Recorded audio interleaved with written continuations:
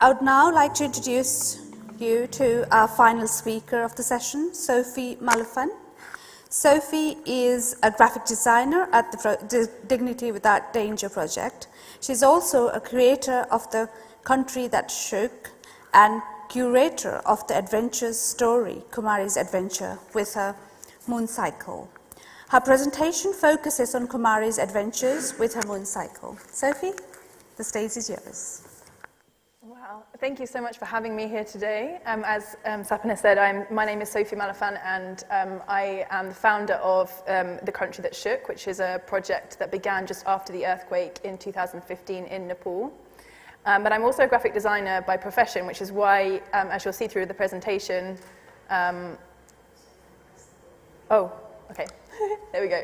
As you see from the presentation, that creativity is is a real key asset for me, and I see it as a real tool for starting communication, opening conversations, and that's why this work is the way that it is. So one of The Country That Shook's main projects in the last 18 months since the beginning of the pandemic is Kumaris Adventure with her moon cycle, which is a collaborative project exploring the magic of menstruation through story and creative expression. In this presentation, I'm going to share the inspiration for Kumaris' adventure story, how we engaged our growing community, and an insight into the story itself, and into the creative opportunities that we offer to our growing community, and also what's next for the project. But first, the most important thing is that all of our communication online and the story itself is written in first person from Kumari, who's age 13 in the story. So she's going to introduce herself to you today. She says, "Hello everyone, I'm Kumari. My story is coming soon. Let's work together as part of the menstrual education revolution. My story will be published in both English and Nepali languages. I'm so excited to continue this conversation, breaking the silence around menstruation." And this is a really important point, that the main book that will be distributed is going to be the Nepali copy, because that is the audience that we're really trying to reach, is audiences across Nepal from different backgrounds. We hope to also translate it into other languages in the near future. And also, it's going to be published hopefully later this year, if not early next year, by Library Publications in Kathmandu. So what started Kumaris' Adventure project? Well, in 2019, I spent a lot of time in Nepal, and of course, as everyone else, expected to be spending a lot more time later in 2020, but the pandemic changed everything. But we at The Country That Shook had already incorporated creative exercises into our menstrual education workshops as icebreakers, conversation starters, and so I'd seen firsthand the effect it had on people when they were discussing a potentially difficult subject such as menstruation. And already in 2019, we had created an animated video about Chowpatty, which was made entirely by volunteers within our global network, and also a crowd illustration of Nepali schoolgirls, where each girl was drawn by a different person, and then we collated them together into a crowd to literally illustrate our motto, which is "Together we are stronger." So we already knew the power of collaboration, and using creativity as a tool was really valuable, so we knew that there was like a potential here. So how do we engage the community that we now have? Well, the most simple answer to that question is that we asked people to draw if they wanted to be, anyone that came to us and said, "How can we be a part of it?" We asked them if they would like to draw something. And through 2019, I'd had a lot of people from across Nepal get in touch with me to ask how they could be involved in our work. At that time, it was called Changing the Perception of Menstruation in Nepal, and we'd get a lot of people who were very interested to be a part of it. And so we already knew that there was a community waiting to be formed. So we explained that there was a story being created, especially for Nepali girls, about menstruation, to learn about their periods, and that the drawings they submitted would be included on the pages to visually tell the story. So for example, I would receive an image like this one by Rupa Adhikari, who I asked to draw a picture of a mother and her child. So I would receive an image like this, and then my job as the curator and graphic designer was to start to add color, and then combine that with drawings from other people. So as you can see here, how each object has been drawn by somebody different. And the names then come in. So on this page, we have illustrations from 6 different people. And then a key point is that obviously, all of the illustrators are integral to the story, and Kumari here says, let me introduce the illustrators who helped create this book. So it's really part of the story that she tells everyone how excited she is that she's had a whole family of people to draw for her. So in the English version, they'll be in English, and obviously in the Nepali one, they will all have the Nepali spellings of their names. So that is what has created the community that we have today. And I wish they were all here. Some of them are watching, so namaste to you all in Nepal. So yeah, there should really be 80 people behind this lectern right now, because that's how many people it's taken to create this book. We're going to hear from some of them via video later in the presentation. But yeah, I would wish they could all be here.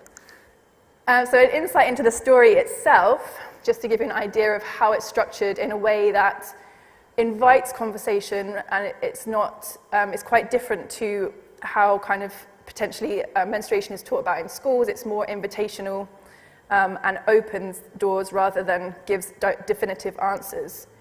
So Kumari and her best friend Anisha are walking through their village, and they discover 2 red bicycles hidden in the undergrowth. And the bicycles invite them on an adventure where they meet a community of women from different backgrounds, different castes, different ethnic groups, different ages, different abilities. And some are very confident to talk about menstruation, others are less so. So there's this real kind of dynamic of curiosity and interaction, and yeah, not about kind of who's right and who's wrong. It's about sharing, a real sort of sharing space. And the bike itself, the bicycle, becomes the moon cycle, it's called in the story. The moon cycle becomes a tool for teaching as well. So here you can see how the handlebars magically morph into the womb. So again, it's creating this kind of sense of magic around menstruation. It's not about it being something that's scary or taboo. It's about creating a sense of inspiration and awe at the power of the body. The wheels are used as a way of talking about the cycle as a whole. So it's not just about it being bleeding and not bleeding. It's about how can we look at the seasons and how can we bring nature into the discussion and see how this cycle is all around us. So here's Kumari again. She says, a few things that my adventure taught me was the connection to other cycles in nature, the anatomy of my female body, the taboos prevalent in Nepal, the power of women sharing their feelings, and the power of my inner nature.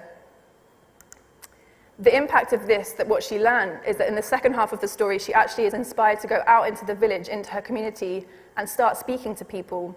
And again, it's not about her giving advice. She doesn't have any answers to any questions. She just wants to know how the experience of menstruation impacts different people within her village. And that, by the end of the day, the whole village is buzzing, and everyone wants to talk about it.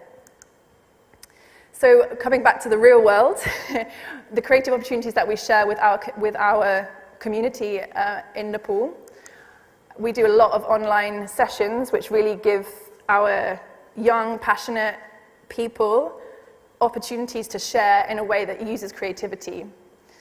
So I'll take you through a couple here. So in January, we held a 3-day illustration and storytelling workshop, which was all in Nepali language. Again, all of our sessions are in Nepali and held by Nepali facilitators, which is a really important point, that it's never about someone like me suggesting that I know how things should be discussed. This was facilitated by the British Council and funded by Salt Menstrual Cups and Her International. And this 3-day workshop really gave our 15 participants opportunity to work out how they wanted to discuss it or to visually represent their menstruation and their experience of menstruation. And also they were then given the brief of 3 of the pages within the storybook itself. So this is their responses to how those pages should look or might look. And all of these illustrations have been used within the story. So they were very proud to have been part of the workshop and also to be part of the finished published book. And here is Megani, who is one of the participants and illustrators.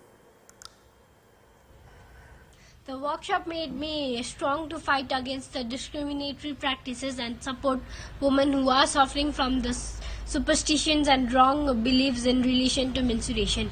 I am feeling that I have to start my first step to end the malpractices and taboos, and 1,000 other steps come along with me to eliminate the practices that discriminate women, their power and pride.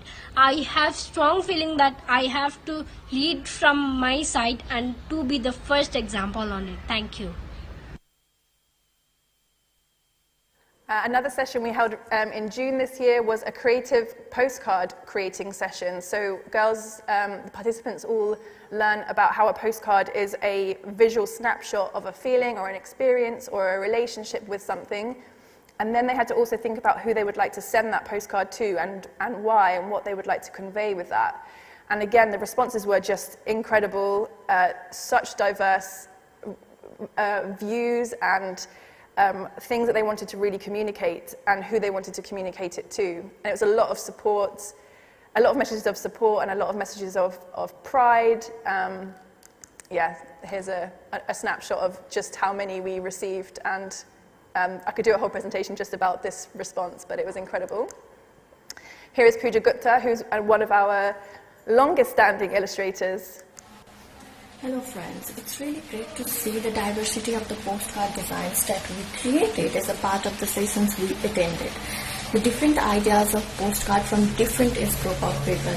And the best part is we can see it being shared on the German Instagram project, which means we are making an impact. Thanks, Pooja.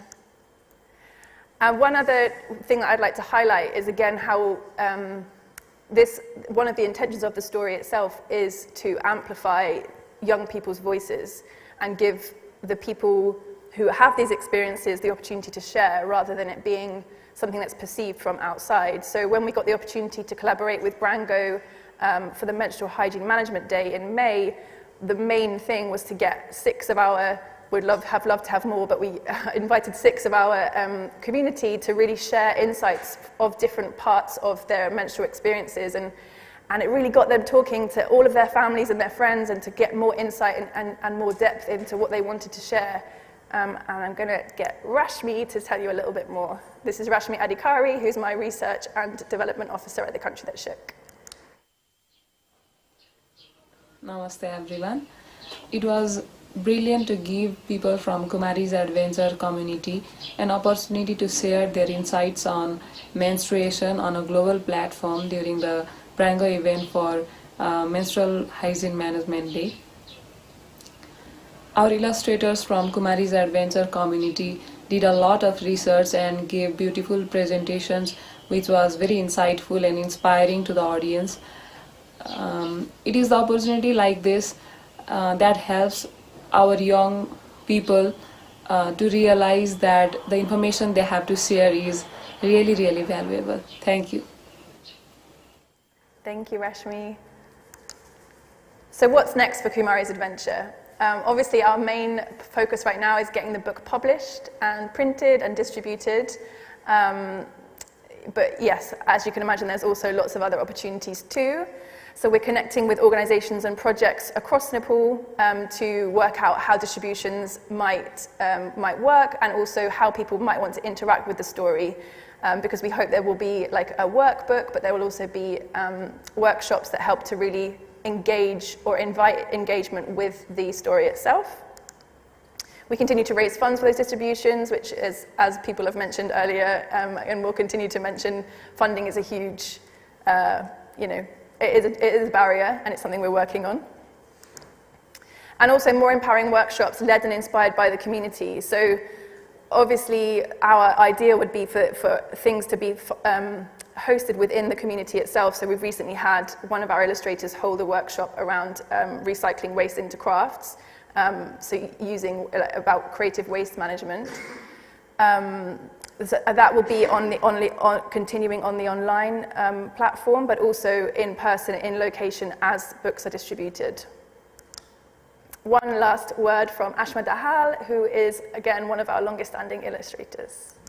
Namaste everyone, this is me Ashma Dahal. I have loved all the opportunities that Kumaris Adventure has given me so far. I have done so many drawings for the book and take part in Priyet Ka Kura podcast and British Council discussion. I have done the Nepali type for the front cover and hosted my own session about creative waste management. I am so excited to hold the book in my hands and see where the future goes for Kumaris. Thank you. Thank you, Ashma. So just a brief overview, the adventure has been curated by me, but I would say, there should be 80 people stood up here on this stage. Our editor and Nepali translator is Anuradha Sharma, and she has brought such invaluable insight and enhanced the story like no end. We've been supported with initial finances and networking from Salt Menstrual Cups in the US and Her International in Canada, and to date we've collaborated on programs with the British Council. But we hope for this list to continue to grow as Kumari reaches more and more people. So yeah, we'd love to hear from you all and work together. Lots of love from Kumari. Thank you.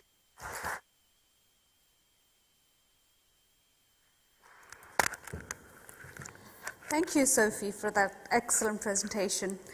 I was just looking at all the drawings of Kumaris there, and even though it is the same character, the characteristics on the face and everything was so different. It felt like it captured the characteristics or identities of the person who was drawing them. So that was very interesting when I was looking at it. Excellent.